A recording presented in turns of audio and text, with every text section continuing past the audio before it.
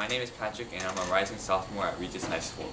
So this is the second milestone of my RC Arduino tank, and this milestone was simply connecting the PS2 remote to the Arduino and the motor shield to control the DC motors. So here's a demonstration.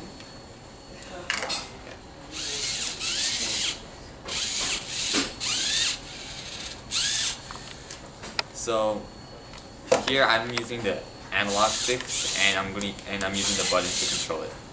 So the first thing I had to do was connect the dongle to the Adafruit motor shield, and I followed the instructions on the simple Arduino tank website, and the major problem that I faced here was actually connecting the remote to the dongle.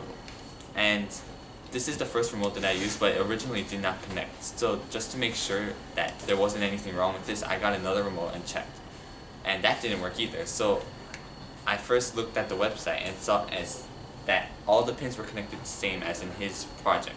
But when I looked at my code, the pins were assigned to different slots.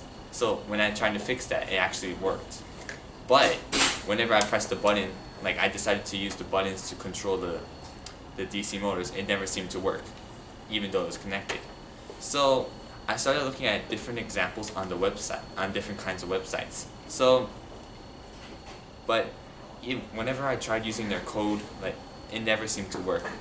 But the thing is, they never used the Adafruit motor shield, and they never uploaded their library. So when I finally found the website that used the analog joysticks, I compared that with my code and saw that it was somewhat different because of the Adafruit motor shield. You had to include the set speed while you were assigning the functions to the buttons.